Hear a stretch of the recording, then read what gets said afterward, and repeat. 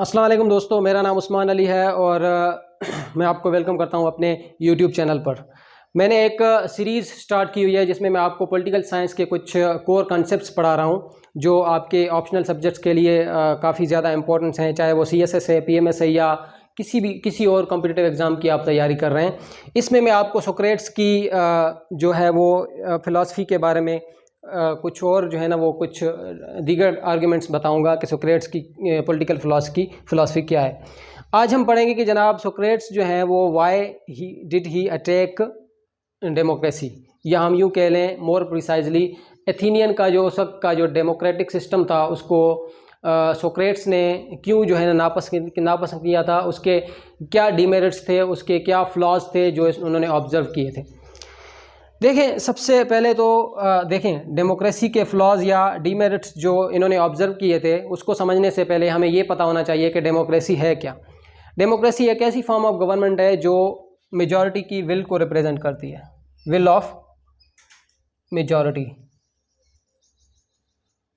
जिसमें लोग जो हैं वो अपनी विश के अकॉर्डिंगली अपने वोटिंग राइट्स को फ्रीली एक्सप्रेस करके अपने जो है वो विल के अकॉर्डिंगली अपने रिप्रेजेंटेटिव्स को इलेक्ट करते हैं। तो इसका मतलब है कि wishes of the people, wishes of majority people, ठीक है।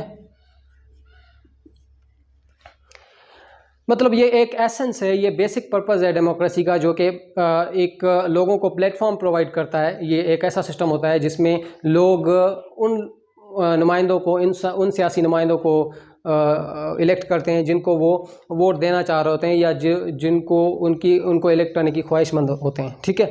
अब जो है डेमोक्रेसी को इन्होंने डेमोक्रेसी के क्या डीमेरिट्स थे या फिर इन्होंने क्यों जो है ना वो डेमोक्रेसी को पसंद नहीं किया था, उसका पूरा का पूरा जो है वो बेस क्या है हमारे आर्गुमेंट का, वो ये है कि जनाब वर्च्यू इज़ नॉलेज।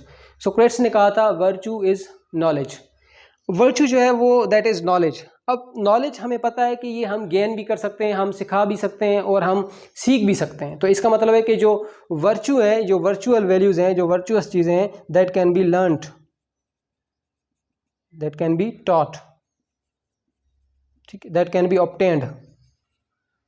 ये एक ऐसी चीज़ नहीं है जो नेचुरली एक इंसान में जो है वो पोजेस करती है, जो नेचुरल जो है वो पोजेशन है इंसान की, नहीं। आर्टिफिशियल इंसान जो है वो नॉलेज के थ्रू या जो है इंफॉर्मेशन के थ्रू अपने आप को इस तरह से पॉलिश करता है कि वो अपने आप को वर्चुअस बना देता है, ठीक है। अब इसी बेस पर उसने जो है ना वो अपनी फ़िलासफ़ी बनाई।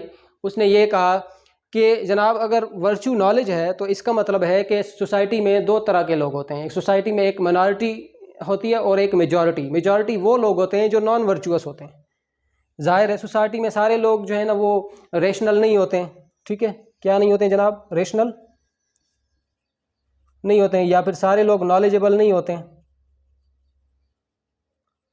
सब लोग पढ़े लिखे नहीं होते हैं, सब लोग अपने सेंस को इस्तेमाल नहीं करते हैं जब वो वोट दे रहे होते हैं, सब लोग अपने जो है वो जो नेशनल इंटरेस्ट हैं उनको रिकॉग्नाइज नहीं करते हैं जब वो वोट दे रहे होते हैं, सब लोगों के पास वो लॉजिकल रीजनिंग नहीं होती है जो एक वोटर के पास होनी चाहिए। तो वो कहते हैं कि मेजॉरिटी जो लोग हैं वो वर्चुअस हैं, वो लोग हैं जो अपनी रेशनल थिंकिंग को इस्तेमाल नहीं करते हैं, वो लोग हैं जो नॉलेजेबल नहीं होते हैं, ठीक है, जिनके पास कोई इल्म नहीं होता। ये मेजॉरिटी लोग हैं। मिसाल के तौर पर अगर किसी सोसाइटी में 1 लाख बंदा रह रहा है तो आप यूँ कह लें कि 10% जो है वो माइनॉरिटी है और 90% मेजॉरिटी है। तो मेजॉरिटी लोग जो है वो 80,000 के अराउंड क्या है, नॉन वर्चुअस हैं, जिनके पास कोई नॉलेज नहीं है, जिनके पास कोई विजडम नहीं है, ठीक है, जो रेशनल नहीं है, जो लॉजिकल रीजनिंग इस्तेमाल करके अपना वोट जो है वो नहीं देते हैं। तो कुछ लोग जो होते हैं वो माइनॉरिटी होते हैं, जो जिनके पास इंटेलिजेंस होती है, जिनके पास नॉलेज होती है। तो इसका मतलब है कि अगर देखो वो ये कहता है कि अगर हम डेमोक्रेसी को, डेमोक्रेटिक सिस्टम को अडॉप्ट करेंगे तो इसका मतलब है कि मेजॉरिटी की विल को जो है ना हम अडॉप्ट कर रहे हैं, मेजॉरिटी के डिसीजंस को अडॉप्ट कर रहे हैं, क्योंकि इसमें वोट दे रहे होते हैं मेजॉरिटी लोग एक रिप्रेजेंटेटिव को, मेजॉरिटी की ही जो है ना वो बात सुनी जाती है। तो इसका मतलब है कि मेजॉरिटी की बात सुनी जाएगी तो नॉन वर्चुअस जो है ना वो गवर्नमेंट फॉर्म होगी, नॉन वर्चुअस लोगों की बात सुनी जाएगी, उन लोगों की बात सुनी जाएगी जो रेशनल नहीं है, ठीक है।